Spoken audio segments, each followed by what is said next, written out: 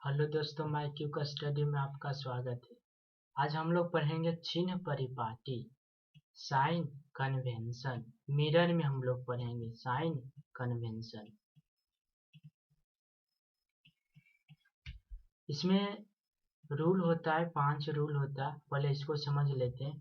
पहला रूल कहता है कि सभी दूरियां अर्थात जितना भी दूरी मापेंगे वह दर्पण के ध्रुव से, अर्थात सभी दूरियां दर्पण के ध्रुव से मापी जाती है। सभी दूरियां दर्पण के ध्रुव से मापी जाती है। दूसरा रूल कहता कि आपतित प्रकाश की दिशा में मापी गई दूरियां धनात्मक होती है। आपतित प्रकाश की दिशा में मापी गई दूरियां धनात्मक होती है। धनात्मक आपतित प्रकाश कहने का मतलब हुआ कि जैसे यहाँ देख सकते हैं कि जिधर से प्रकाश, जैसे यह एक मिरर है, अगर इस डायरेक्शन में जाए तो इसको बोलते हैं आपतित प्रकाश। यानी आपतित प्रकाश की दिशा में मापी गई दूरियां धनात्मक होती है। अगर ऐसे प्रकाश जाए तो इधर पॉजिटिव होगा, अगर इस प्रकार से जाए तो नेगेटिव होगा, अगर ऊपर जाए तो पॉजिटिव होगा, अगर नीचे जाए तो नेगेटिव होगा। यहाँ देख सकते हैं कि आपतित प्रकाश की विपरीत दिशा में मापी गई दूरियां ऋणात्मक होती है। आपतित प्रकाश की दिशा में मापी गई दूरियां धनात्मक तथा विपरीत दिशा में मापी गई दूरियां ऋणात्मक होती है। अगर ऐसे रहेगा तो पॉजिटिव होगा, अगर इससे विपरीत रहेगा तो नेगेटिव होगा। आगे प्रधान अक्ष के ऊपर इसमें देख सकते हैं यह क्या प्रधान अक्ष है। यह प्रधान अक्ष के ऊपर कैसा, तो लंबवत सभी दूरियां धनात्मक होती है। प्रधान अक्ष के ऊपर अगर लंबवत जितना भी दूरियां मापेंगे टोटल क्या होगा, पॉजिटिव होगा, टोटल पॉजिटिव होगा। रूल नंबर 5 देखते हैं तो प्रधान अक्ष के नीचे ये हुआ प्रधान अक्ष, ये प्रधान अक्ष के नीचे कैसा, तो लंबवत सभी दूरियां सभी दूरियां ऋणात्मक होती है। सभी दूरियां ऋणात्मक होता है। प्रधान अक्ष के नीचे मापी गई सभी दूरियां ऋणात्मक होता है।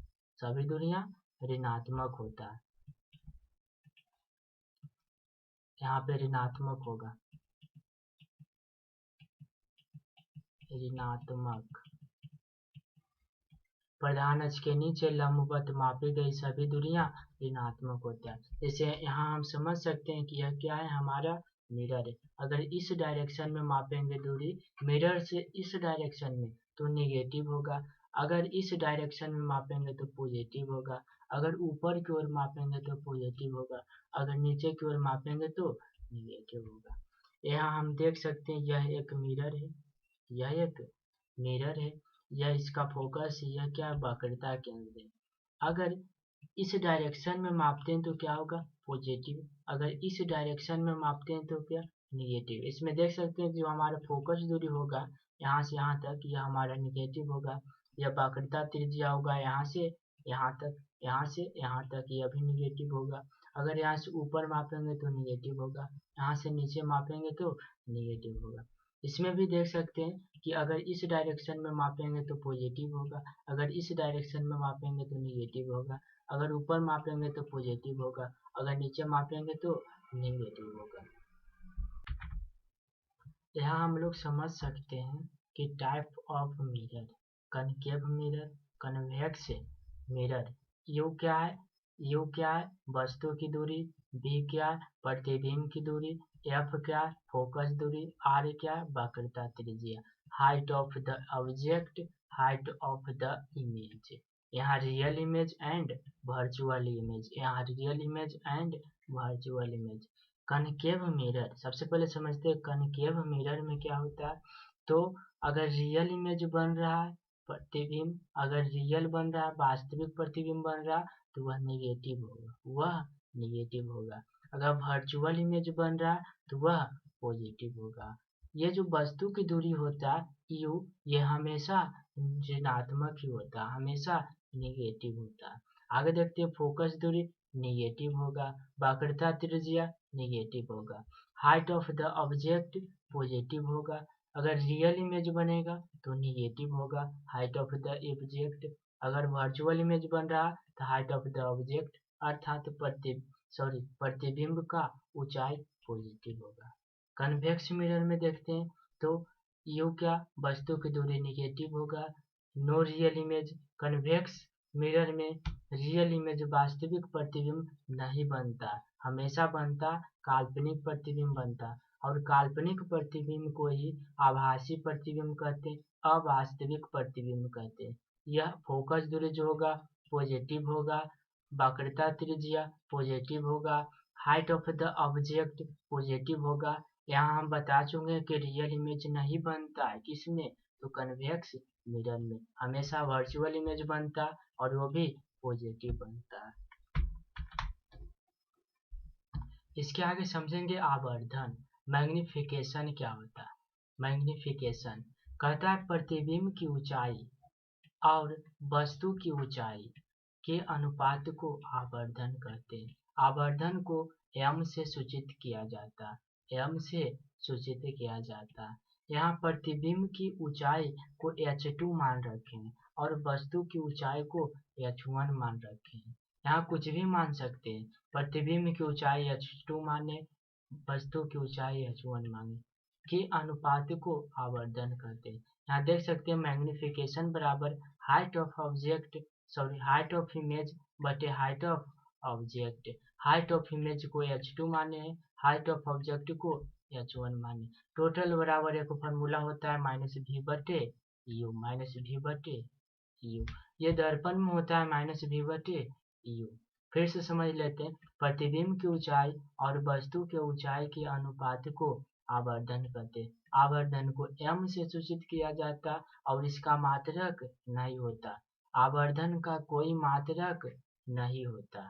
आवर्धन बराबर फॉर्मूला h2 बटे h1 माइनस v बटे u, जहाँ v क्या प्रतिबिंब की दूरी, u क्या वस्तु की दूरी।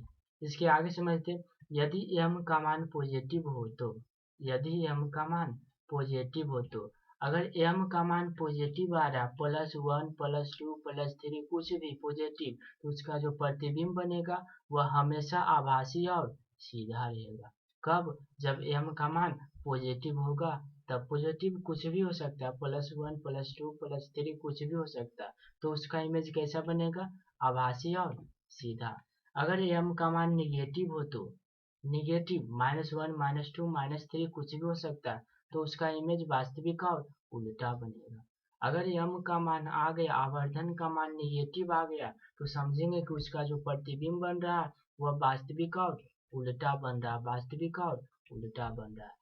यदि m बराबर 1, यदि m बराबर 1, हम कह सकते हैं यहाँ कि अगर आवर्धन का मान 1 आ गया, आवर्धन का मान 1 आ गया, तो प्रतिबिंब का जो आकार होगा, प्रतिबिंब का जो आकार होगा वह वस्तु के आकार के बराबर, वस्तु के आकार के बराबर, वस्तु के आकार के बराबर, अर्थात जितना बड़ा इमेज वस्तु होगा उतना ही बड़ा उसका इमेज बनेगा। यह किस में होता है? तो समतल दर्पण में ऐसा होता है कि जितना बड़ा वस्तु है उतना ही बड़ा उसका इमेज बन रहा है। अर्थात m बराबर 1, तो प्रतिबिंब का आकार वस्तु के आकार के बराबर। यदि m का मान 1 से कम हो, यदि m का मान 1 से कम हो, तो प्रतिबिंब का आकार वस्तु के आकार से छोटा होगा, यानी वस्तु का आकार से प्रतिबिंब का आकार छोटा हो जाएगा। कब? जब m का मान 1 से कम हो जाएगा, m का मान 1 से कम हो जाएगा तो प्रतिबिंब का आकार वस्तु के आकार से छोटा हो जाएगा। यदि m का मान 1 से बड़ा हो, यदि m का मान 1 से बड़ा हो, तो प्रतिबिंब का आकार जो होगा वह वस्तु के आकार से बड़ा हो जाएगा, अर्थात वस्तु का जो आकार होगा उससे बड़ा उसका इमेज बन जाएगा। कब? जब m का मान 1 से अधिक होगा। 2 भी हो सकता है, 4 भी हो सकता है, 8 भी हो सकता है। m का मान 1 से अधिक होगा तो प्रतिबिंब का आकार वस्तु के आकार से बड़ा हो जाएगा। इसके आगे समझेंगे हम लोग दर्पण सूत्र। मिरर फॉर्मूला क्या होता है? मिरर फॉर्मूला मिरर फॉर्मूला जो होता है वह वस्तु की दूरी u तथा प्रतिबिंब की दूरी v तथा फोकस दूरी f के बीच संबंध बताता है। यह फॉर्मूला जो है कुछ इस प्रकार है। 1/v plus 1/u plus 1/f 1/v plus 1/u बराबर 1/f। v क्या है? प्रतिबिंब की दूरी, u क्या है? वस्तु की दूरी, f क्या? फोकस दूरी। f क्या? इसके आगे समझेंगे प्रकाश का अपवर्तन रिफ्रैक्शन ऑफ लाइट। प्रकाश का अपवर्तन बोलता है जब प्रकाश की किरणें एक माध्यम से दूसरे माध्यम में जाने पर उसके दिशा में होने वाले परिवर्तन को प्रकाश का अपवर्तन कहते हैं।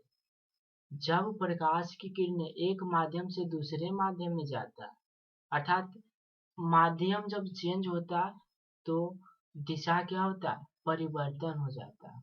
अर्थात एक माध्यम से दूसरे माध्यम में जाने में उनके दिशा में होने वाली परिवर्तन को ही हम प्रकाश का अपवर्तन कहते हैं।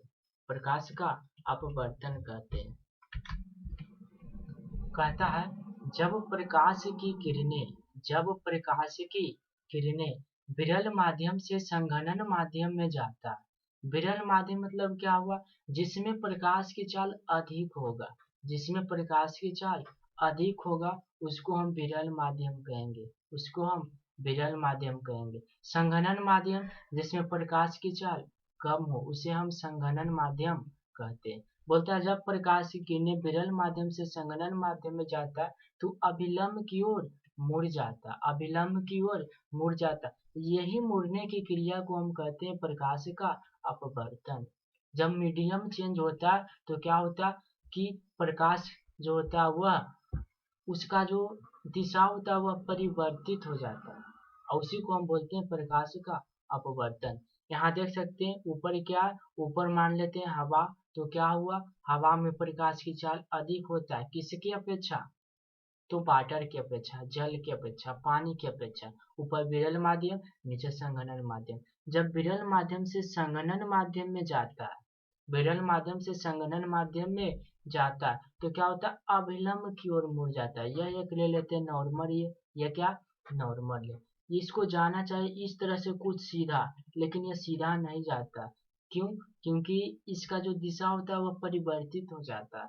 तो ये क्या होता है? अभिलंब की ओर मुड़ जाता है। यह अभिलंब है तो ये अभिलंब की ओर मुड़ जाता है। ये इसको बोलते हैं आपतित किरण, इंसिडेंट रे, आपतित किरण।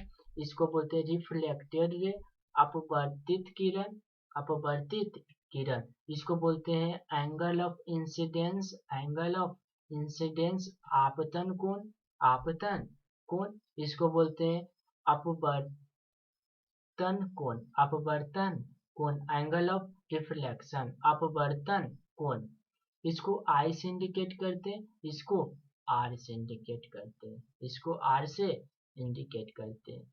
ये जो नॉर्मल होता है वह सतह के परपेंडिकुलर होता है 90 डिग्री पर। अर्थात यह क्या? आपतित किरण, ये अपवर्तित किरण, आपतन कोण, अपवर्तन कोण।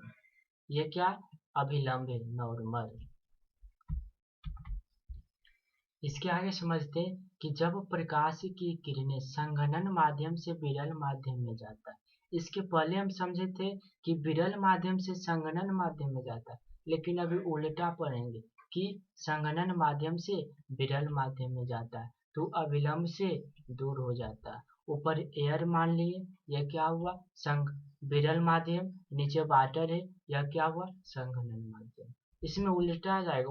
उसमें गया था कैसे, तो हवा से पानी में गया था, लेकिन इसमें जाएगा पानी से हवा में, उल्टा संघनन माध्यम से विरल माध्यम में। तो क्या होगा, अभिलंब से ये नॉर्मल हो गया, ये नॉर्मल हो गया, ये लाइट रे जा रहा, इसको बोलेंगे आपतित किरण, इसको बोलेंगे क्या, आपतित किरण। ये क्या हुआ, इसको जाना चाहिए इस प्रकार से, लेकिन यह इस प्रकार से नहीं जाता, क्योंकि यह जो होता है वह संघनन माध्यम से विरल माध्यम में जाने वक्त अभिलंब से दूर हट जाता है। ये अभिलंब रहा तो अभिलंब से दूर हट गए, यह देखिए ऐसे। तो ये आपतित किरण, ये अपवर्तित किरण।